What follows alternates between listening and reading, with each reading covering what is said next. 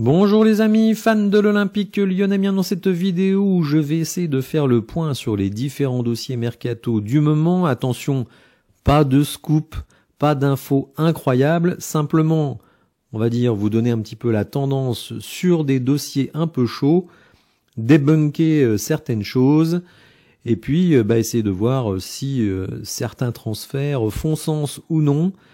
Ce sera notamment le cas du transfert éventuel, bien entendu, de Nemanja Matic. On va commencer par Mikotadze.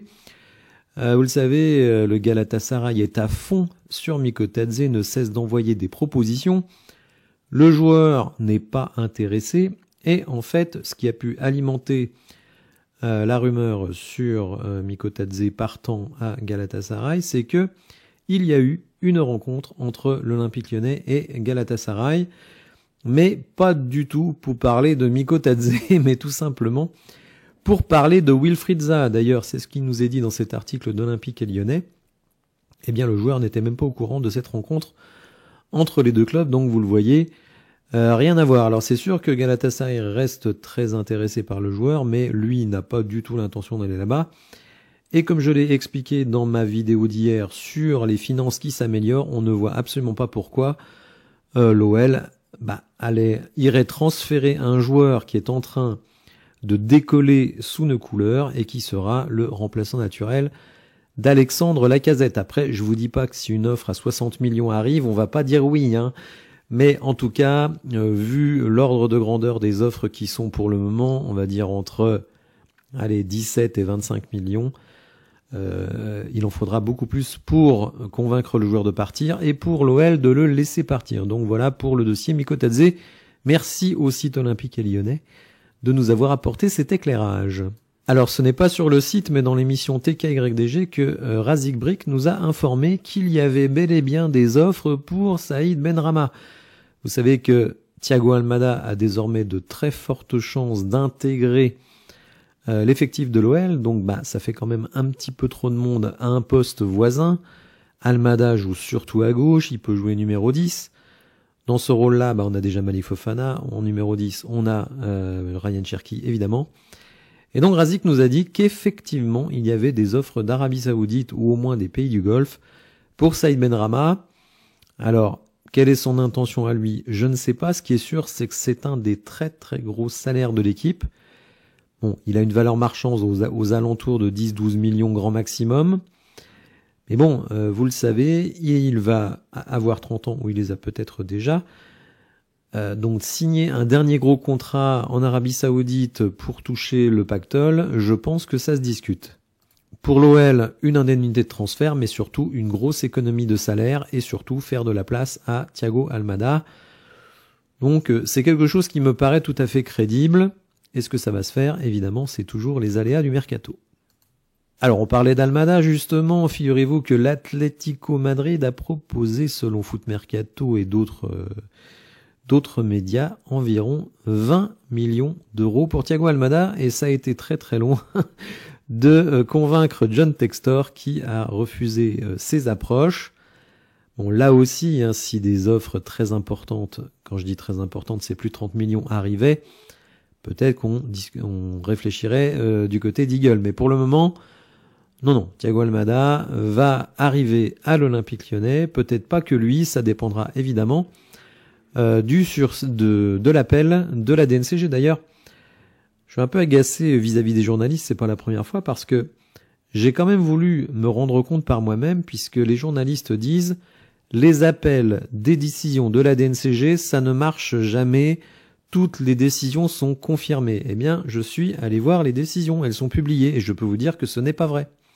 Un certain nombre de clubs qui avaient des interdictions de recrutement, certains même qui avaient été relégués, eh bien, ont été repêchés après avoir présenté un bilan plus conforme aux attentes de la DNCG. Donc, attention, les amis, je ne vous dis pas que la DNCG va lever ses sanctions. Je n'en sais rien. Je ne serais pas étonné, très sincèrement. Alors, si je dois donner vraiment mon avis, mais c'est vraiment que mon intuition, c'est pas une info. Moi, je pense que avec ce que pourra présenter John Textor et notamment la vente imminente, alors imminente, c'est peut-être pas le bon terme, en tout cas la vente possible départ de Crystal Palace pour environ 175 millions, eh bien, je pense que la DNCG pourrait très bien, peut-être pas lever l'interdiction de recruter, mais au moins la limiter. Vous voyez, par exemple, vous pouvez recruter jusqu'à des transferts de 30 millions. Si la masse salariale ne bouge pas, donc encadrement de la masse salariale, ça bougera pas, je ne pense pas.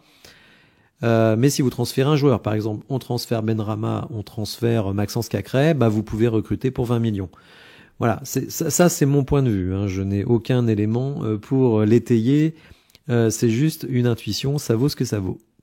Alors on continue avec les dossiers, puisque Nemanja Matic, qui avait été fin décembre, on va dire, murmuré du côté du Napoli, eh bien cette fois est murmuré du côté de Côme. Alors, comme je l'ai dit à des personnes qui m'ont posé la question dans les commentaires, je pense que tant que les sanctions ne seront pas levées, il n'y a aucune chance que Matic quitte l'Olympique Lyonnais. Ceci étant, le joueur a 36 ans, ce n'est plus vraiment le joueur qu'il fut, même s'il est encore utile, on va pas se mentir, vu le niveau des autres milieux de terrain, hormis Tolisso.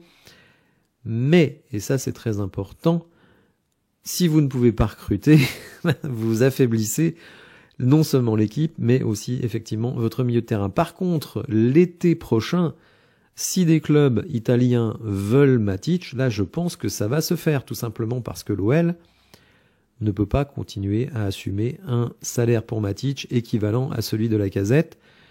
Donc déjà l'été prochain, si vous débarrassez des salaires de Matic, des salaires de Lacazette, non, ça vous fait quand même une belle économie de salaire, surtout si on rajoute Ryan Cherki. Bref, donc, pour le moment, je crois pas du tout que Matic va aller à Côme, pas du tout.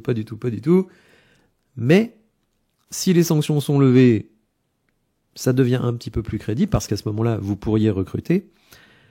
Mais ça, je ne le crois pas.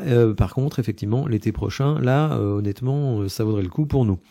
Vous voyez dans la vidéo qui est extrait de l'équipe de choc, eh bien que l'Atalanta Bergame est à fond sur Ryan Cherki. Une proposition, je crois, de 20 ou 25 millions. Alors là, on peut pas affirmer que ça ne se fera pas. L'Atalanta, c'est quand même un beau club, un très beau jeu, hein, faut le dire. Ils font une saison extraordinaire. Ils ont gagné la Ligue Europa l'année dernière, donc c'est vraiment très très bien. La vie en Italie, c'est pas mal, d'autant que Ryan Cherki a des origines italiennes. Bon, là, franchement, je ne sais pas. Ça me paraît pas impossible.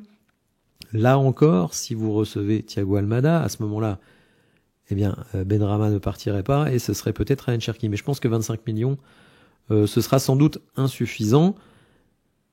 Je pense que cette rumeur n'est pas totalement folle. Il faut savoir que l'Atalanta, parce que j'ai retrouvé un vieil article, figurez-vous, vous voyez le titre de l'article, attaqué par l'Atalanta, l'OL reste confiant pour prolonger Ryan Cherki. Et cet article, eh bien, il date, tenez-vous bien, de août 2022, donc il y a 2 ans et demi. Donc vous voyez que ça fait un moment que Cherki est dans les radars de l'Atalanta. Bon, je n'y accorde pas beaucoup de crédit à cette rumeur, mais attention, peut-être que les décisions de vendredi, et notamment une éventuelle levée partielle ou totale des sanctions, pourrait changer la donne. On va suivre ça, évidemment, avec beaucoup d'intérêt. Voilà les amis, j'espère que cette vidéo vous aura intéressé. Si c'est le cas, n'hésitez pas à la liker, à vous abonner à la chaîne, à activer les notifications. Et je vous dis à bientôt pour de nouvelles infos. Merci, au revoir.